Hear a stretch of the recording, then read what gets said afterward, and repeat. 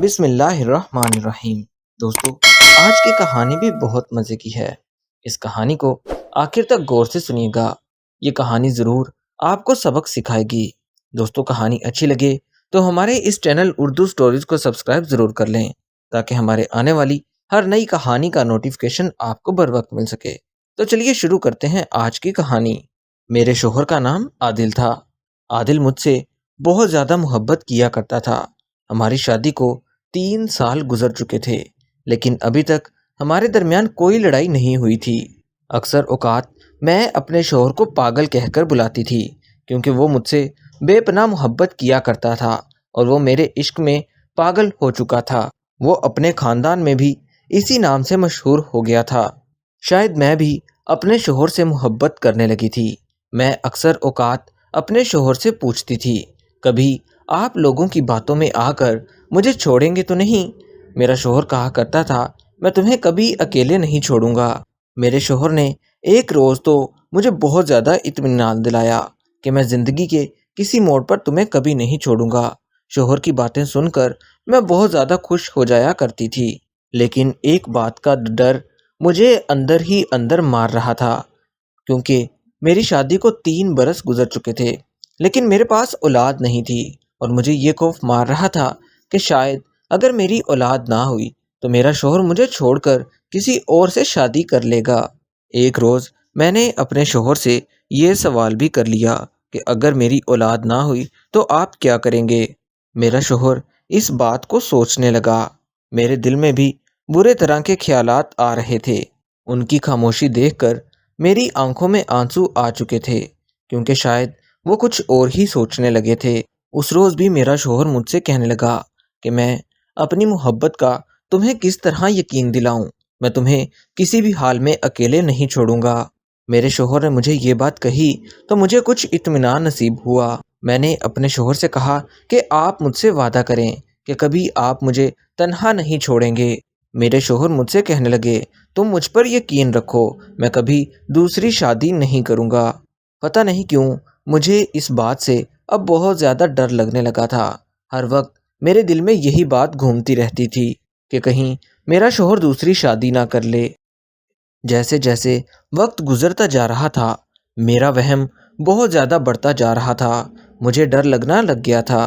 میں نے اب یہ فیصلہ کر لیا تھا کہ میں اب کسی ڈاکٹر کے پاس جاؤں گی اور اسے اپنا چیک اپ کرواؤں گی کہ آخر ہمارے گھر اولاد کیوں نہیں ہو رہی۔ میں اور میرا شوہر ایک لیڈی ڈاکٹر کے پاس چلے گئے۔ لیڈی ڈاکٹر نے مجھے کچھ ٹیسٹ لکھ کر دیے اور کہا، یہ ٹیسٹ کروانے کے بعد ہی پتہ چل جائے گا کہ آپ ماں بن سکتی ہیں یا نہیں۔ میں نے اور میرے شوہر نے اپنے ٹیسٹ کروائے۔ میرے شوہر کے ٹیسٹ بالکل کلیئر تھے، لیکن شاید مجھ میں کوئی مسئلہ تھا۔ میں کبھی ماں نہیں بن سکتی تھی۔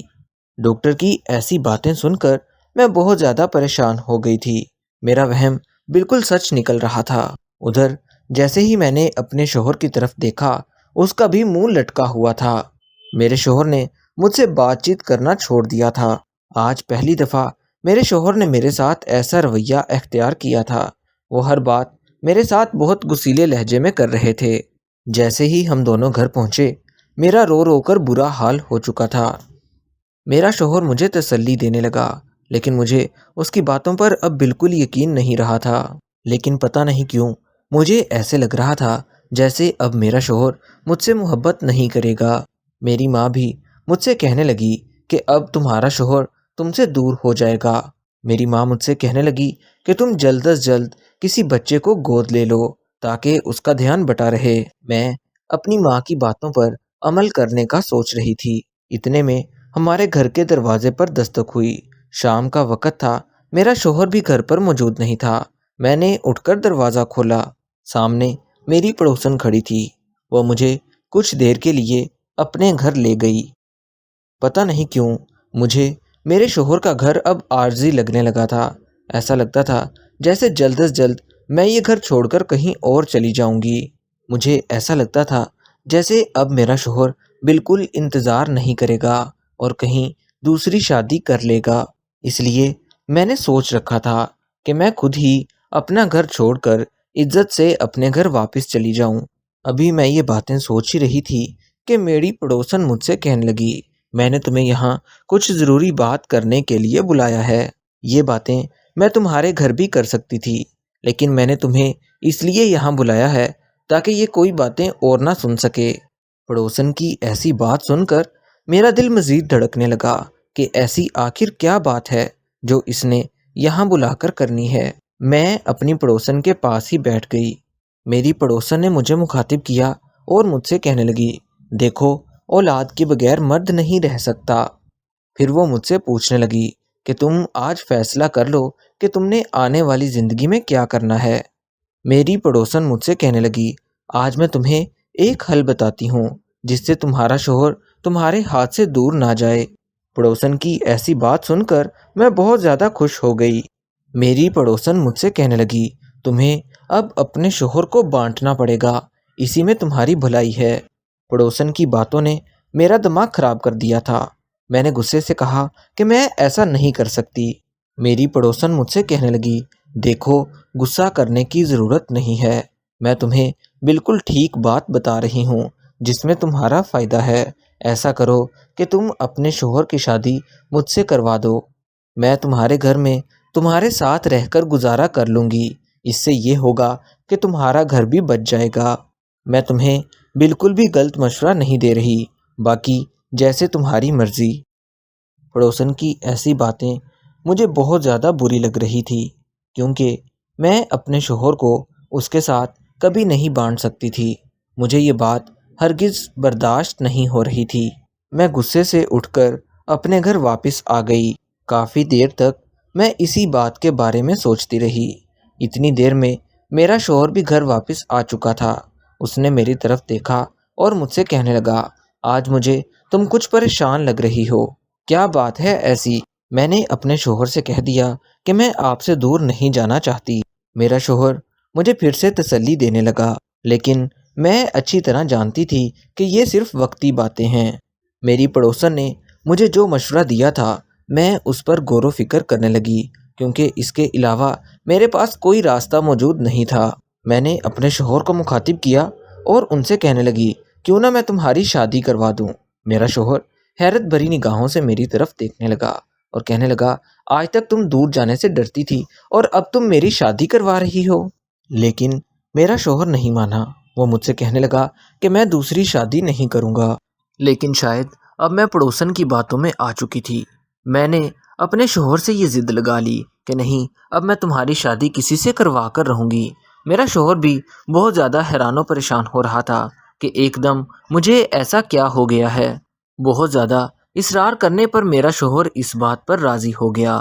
جب میں نے اسے بتایا کہ ہماری پڑوسن ہی آپ سے شادی کرے گی تو وہ میری طرف دیکھ کر چونک اٹھا، کہنے لگا، نہیں، میں کبھی نہیں اس سے شادی کروں گا۔ میں نے اپنے شوہر کی بہت زیادہ منتیں کی۔ آخرکار میرا شوہر اس بات پر راضی ہو گیا۔ میری پڑوسن دیکھنے میں بہت زیادہ خوبصورت تھی۔ میرا شوہر اس کے ساتھ شادی کرنے پر راضی ہو گیا تھا۔ میں نے اپنے شوہر کی شادی اپنی پڑوسن سے کروا دی تھی۔ جیسے ہی پڑوسن ہمارے گھر میں آئی، میرے شوہر نے مجھ سے بول چال بند کر دی۔ یہ سب کچھ میری پڑوسن کا کیا دھرا تھا۔ میں اس کی باتوں میں آ چکی تھی۔ مجھ سے یہ بات بالکل بھی برداشت نہیں ہوئی۔ میں نے اپنی پڑوسن کو اپنے گھر سے نکالنا چاہا، لیکن میرے شوہر نے مجھے ایسا کرنے سے منع کر دیا اور کہا کہ اب یہ میری بیوی ہے، تم اسے گھر سے باہر نہیں نکال سکتی۔ میرا اس گھر میں رہنا اور زیادہ مشکل ہو گیا تھا۔ میری پڑوسن نے میرے ساتھ بہت برا کیا تھا۔ دن ایسے ہی گزرتے رہے۔ ایک روز میں صحن میں بیٹھی سبزی کاٹ رہی تھی کہ محلے کی ایک عورت میرے پاس آئی اور مجھ سے کہنے لگی، بیٹا، تم نے اپنے شوہر کی شادی اس لڑکی سے کیوں کروائی ہے؟ میں نے اس عورت کو ساری حقیقت بیان کر دی۔ وہ عورت میری طرف دیکھ کر ہنسنے لگی اور کہنے لگی، بیٹا، تم بالکل پاگل ہو، تمہاری پڑوسن بہت زیادہ چلاک عورت ہے اور اس نے تمہارے ساتھ بہت زیادہ چلاکی کی ہے، کیونکہ تمہارے شوہر کا اور اس کا تمہاری شادی سے پہلے کا تعلق ہے۔ اس عورت کی یہ بات سنتے ہی میرے ہوش اڑ گئے۔ میں سوچ بھی نہیں سکتی تھی کہ میرا شوہر اور میری پڑوسن میرے ساتھ ایسا کھیل کھیل سکتے ہیں۔